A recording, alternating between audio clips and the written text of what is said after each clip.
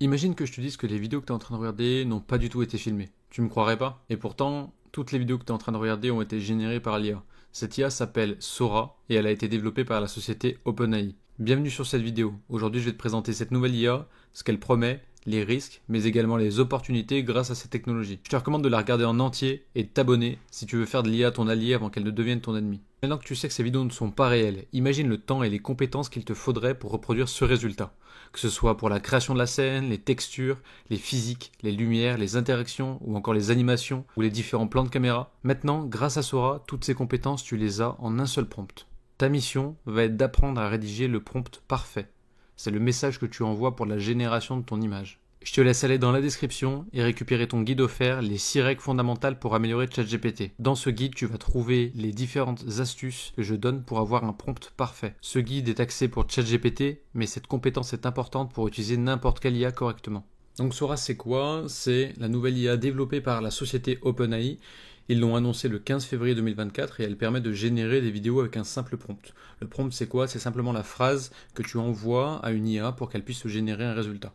Donc là, on se retrouve sur la page officielle de Sora, sur le site de OpenAI. Je te mettrai le lien en description si tu veux aller faire un tour toi aussi. Et on commence directement par la découverte de la page. Il est indiqué que tous les visuels qui sont utilisés sur cette page ont été générés par Sora et qu'il n'y a pas eu de modification dessus. Il nous présente directement les aptitudes de Sora, à savoir la génération de contenu vidéo. Celles-ci peuvent durer jusqu'à 60 secondes. Ce qui est super intéressant avec leur page, c'est qu'ils ont mis des exemples avec le prompt qui a été utilisé pour avoir l'exemple. Si on clique sur More, on peut voir tout le prompt qui a été utilisé. Je sais pas si tu réalises le temps qu'il faudrait pour une personne dans la modélisation 3D pour reproduire la même scène. Et là, ça a été généré en quelques minutes avec Sora. Ensuite, on a beaucoup d'exemples. Par exemple, là avec des mammouths. Cette scène a beaucoup tourné sur les réseaux. C'est le trailer d'un film d'aventure. Pour le moment, Sora n'est pas disponible pour le grand public parce qu'elle est encore en phase de test avec une équipe rouge qui va permettre justement d'évaluer tout ce qui est risque et zone critique.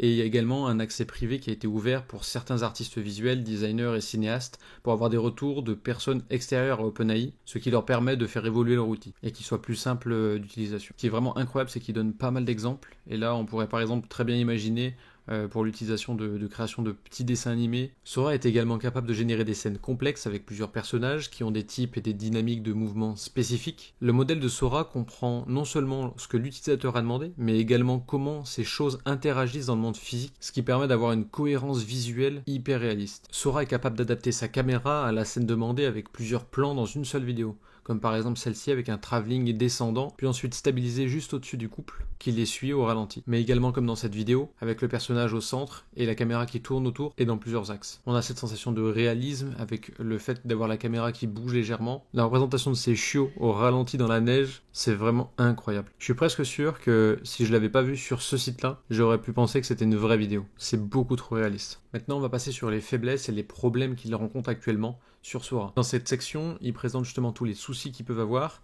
et en dessous, ils expliquent exactement quel est le problème actuel avec Sora. Ils sont donc complètement transparents sur leurs avancées et leurs problématiques. Ils nous expliquent clairement où sont leurs difficultés aujourd'hui, notamment sur les détails spatiaux, tels que le gauche-droite, ou le suivi d'une trajectoire précise, ou encore les conséquences de cause à effet. Par exemple, Sora peut générer une personne qui mord dans un cookie, mais par la suite, le cookie peut ne pas avoir de marque de morsure après le croc. Sur la génération de vidéos où il y a plusieurs personnages ou entités, il va parfois y avoir des phénomènes d'apparition et de disparition des entités, comme par exemple avec ces 5 loups. Il y a encore pas mal de problèmes au niveau physique, donc c'est-à-dire sur cette vidéo, on remarque qu'il y a des soucis avec la gestion de cette chaise dans l'espace et avec les interactions humaines, ou cette dame qui essaye de souffler sur les bougies qui ne produit aucun effet. Le risque majeur avec la création d'un contenu aussi qualitatif et réaliste, alors que la majorité des gens n'ont aucune idée de ce dont est capable l'IA, c'est la sensibilité à la fake news. Sur Internet, beaucoup de personnes sont bernées par des centaines et des centaines de fake news quotidiennement. Mais maintenant, imagine si à ces mêmes personnes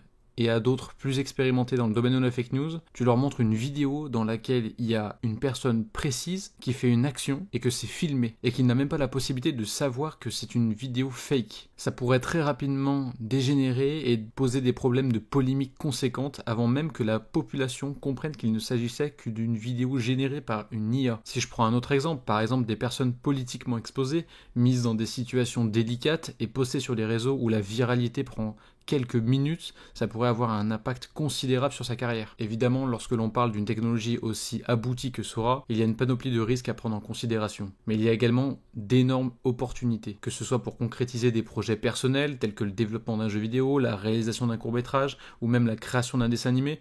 En utilisant Sora, ces projets vont devenir possibles et accessibles en offrant une alternative abordable pour donner vie à vos idées créatives et les partager avec le monde entier. Il y a également des opportunités de business, par exemple développer une activité en freelance dans le domaine de la publicité, du design créatif ou de contenus originaux, ou de créer une communauté sur une thématique spécifique.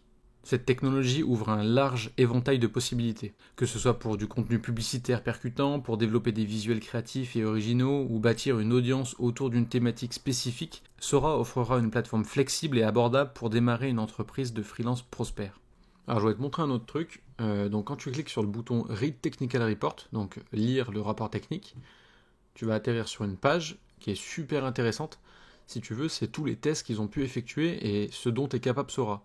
Donc d'abord, ils vont commencer par une présentation vague de Sora, et ensuite, ils vont expliquer comment ils ont entraîné leur modèle pour qu'ils puissent arriver au résultat qu'on connaît aujourd'hui. Je te laisse le lire si ça t'intéresse. Moi, je vais passer directement dans ce qu'ils ont pu faire. Le premier truc intéressant, c'est les différentes phases. Donc plus Sora va travailler l'image et plus le résultat va devenir réaliste. Donc là, on a la base. Ensuite, là, c'est quand elle a travaillé 4 fois. Et ensuite, là, c'est quand elle l'a travaillé 32 fois. Donc au niveau du réalisme, du visuel, de la lumière et tout ça, c'est vraiment hyper intéressant. Donc on passe vraiment d'un truc qui ne veut rien dire à une vidéo hyper réaliste. Ensuite, quand on descend un petit peu, on voit les différents formats que Sora propose. Donc par exemple le portrait, très adapté pour le format téléphone, là format Instagram, donc en carré, et là le format 16/9 qu'on connaît classiquement. Ensuite, quand on continue de descendre un petit peu, on voit qu'elle s'est amusée un petit peu avec DALL-E, l'autre intelligence artificielle d'OpenAI qui permet juste de générer des images avec un prompt. Donc là on a le prompt qui a généré cette image. Sora va être capable d'animer l'image qu'on lui a fournie, que ce soit du réalisme, du dessin, ou d'autres choses comme ça. Donc que ce soit plus artistique et plus travaillé graphiquement. Ensuite, il y a un autre truc que je voulais vous montrer que j'ai trouvé ultra stylé, c'est cette partie-là. Donc là, ça c'est la vidéo qui a été donnée en base, et on a demandé à Sora de changer les paramètres autour pour mettre une jungle, donc avec une voiture qui roule sur une route dans une forêt classique, et de reproduire cette vidéo, mais dans la jungle. Et là, on retrouve donc une voiture rouge qui roule sur une route, mais cette fois dans une jungle. C'est incroyable, ça au niveau de l'édition de la photo, ça va être révolutionnaire. Ici, je te laisserai regarder, tu vas voir, c'est hyper marrant. Au début, on se dit, mais qu'est-ce que c'est? Il y a un papillon dans l'eau, il y a un drone, il y a un petit peu de tout. Et en fait, c'est super simple. À gauche et à droite, c'est les deux vidéos qui sont différentes. Et au centre, c'est le mix des deux vidéos. Et tu vas voir, Sora arrive à mélanger les deux et à faire passer de l'un à l'autre. C'est incroyable. Donc là, par exemple, tu vois, ici, là, tu as le village qui apparaît derrière ça, comme si c'était vraiment intégré derrière. Ensuite, on arrive ici, et là aussi, ça m'a beaucoup fait rire, c'est, donc ils ont mélangé un oiseau et un caméléon. Du coup, ce que je te propose, c'est de lui donner un nom à cet oiseau caméléon dans les commentaires. On verra qui c'est qui sera le plus créatif entre Sora et vous. Donc je vous mets au défi. Et du coup, je te laisserai découvrir les autres vidéos qu'ils ont pu faire. Ensuite, on voit qu'ils font des tests, donc sur les causes à effet, par exemple le fait de faire un croc et que ensuite le burger, il est la marque de la morsure.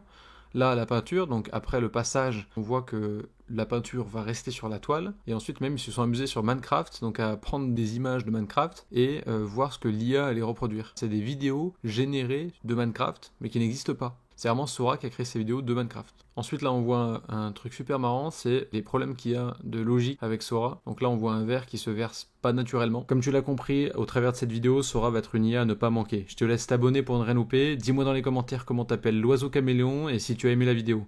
Abonne-toi et mets un like. Sur ce, je te dis à la prochaine. Ciao.